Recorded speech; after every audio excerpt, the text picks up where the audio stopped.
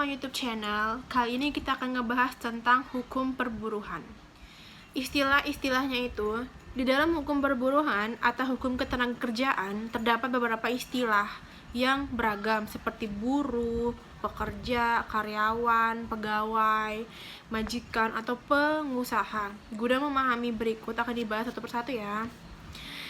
Istilah buruh sejak dulu sudah populer dan kini masih sering dipakai sebagai sebutan untuk kelompok tenaga kerja yang sedang memperjuangkan program organisasinya. Pendapat lain menyatakan bahwa istilah buruh sejak dahulu diidentikan dengan pekerja kasar, pendidikan rendah, dan penghasilannya rendah pula. Bahkan pada zaman kolonial terdapat istilah kuli, mandor, atau semacamnya yang menempatkan buruh pada posisi yang lemah di bawah pengusaha. Selanjutnya adalah pengertian hukum ketenagakerjaan.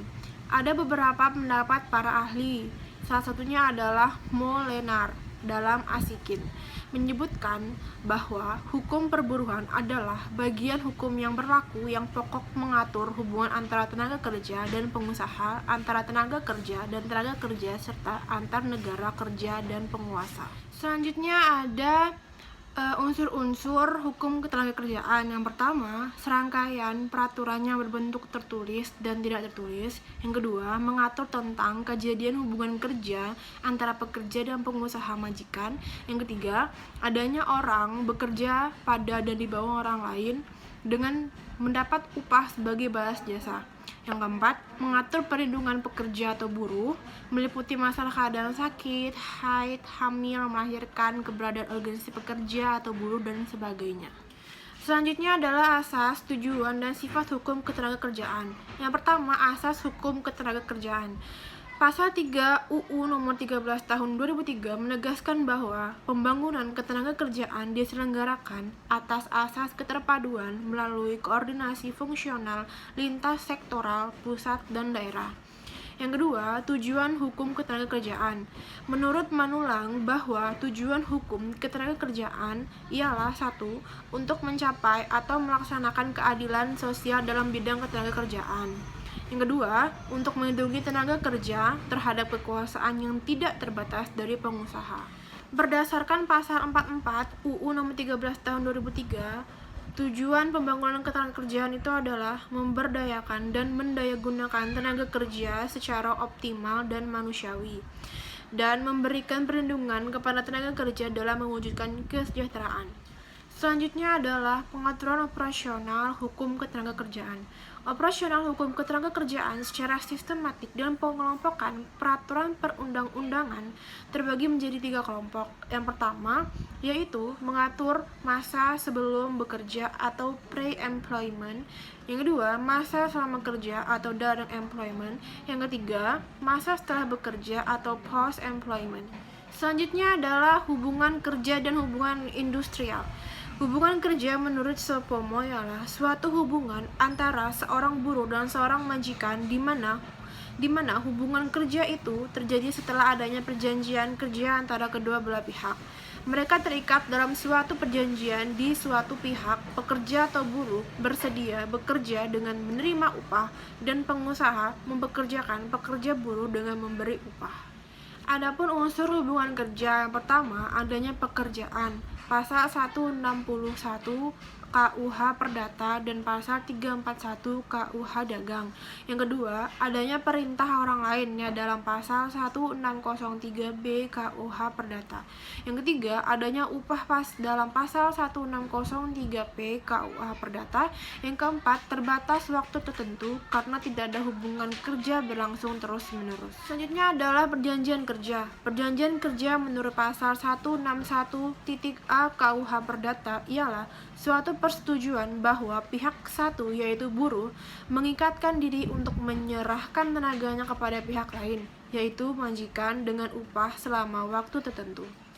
Adapun pembagian perjanjian kerja dibagi menjadi 2. Yang pertama itu adalah perjanjian kerja waktu tidak tertentu.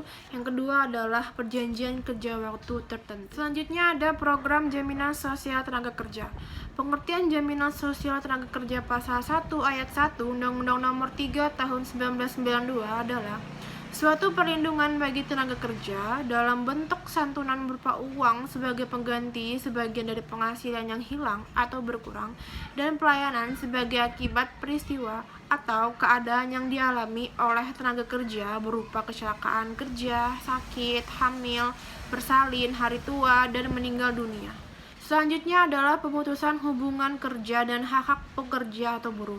Pengertian dalam pasal 1 angka 25 UU nomor 13 tahun 2003 tentang ketenagakerjaan disebutkan bahwa pemutusan hubungan kerja adalah pengakhiran hubungan kerja karena suatu hal tertentu yang mengakibatkan berakhirnya hak dan kewajiban antara pekerja atau buruh dan pengusaha. Selanjutnya ada pun jenis-jenis pemutusan hubungan kerja, yaitu ada 4. Yang pertama ada PHK demi hukum, yang kedua ada PHK oleh pengadilan, yang ketiga PHK oleh pekerja buruh, yang keempat PHK oleh pengusaha. Selanjutnya adalah pengusaha dilarang melakukan PHK terhadap pekerja buruh dalam pasal 158 Undang-Undang Nomor 13 Tahun 2003 karena berbagai alasan pekerja atau buruh. Yang pertama, memenuhi kewajiban terhadap negara sesuai dengan ketentuan peraturan perundang-undangan yang berlaku. Yang kedua, menjalankan ibadah yang diperintah agamanya. Yang ketiga, hamil, melahirkan, gugur kandungan, atau menyusui bayinya. Selanjutnya, pengusaha dapat mem-PHK pekerja atau buruh dalam pasal 158 UU Nomor 13 Tahun 2003 karena alasan pekerja atau buruh telah melakukan kesalahan berat seperti 1. Melakukan penipuan, pencurian, atau penggelapan barang dan atau uang milik perusahaan. Yang kedua, memberikan keterangan palsu atau yang dipalsukan sehingga merugikan perusahaan. Yang ketiga, melakukan perbuatan asusila dari perjudian di lingkungan pekerja. Selanjutnya ada persyaratan lain yang harus dipenuhi pengusaha dalam melakukan PHK adalah bukti pendukung. Yang pertama, pekerja atau buruh tertangkap tangan. Yang kedua, ada pengakuan dari pekerja atau buruh yang bersangkutan, atau bukti lain berupa laporan kejadian yang dibuat oleh pihak yang berwenang di perusahaan yang bersangkutan dan didukung sekurang-kurangnya 2 orang saksi. Oke guys, sekian video saya untuk hari ini tentang hukum perburuhan. Lumayan cukup panjang ya menurut saya sih. Jangan lupa like, comment, subscribe, dan share ke teman-teman kalian. Semoga ilmu yang saya kasih benar bermanfaat. Maaf banget kalau banyak kekurangan di video ini. Dan semoga kita ketemu di video selanjutnya. Oke guys, assalamualaikum warahmatullahi wabarakatuh. Bye bye.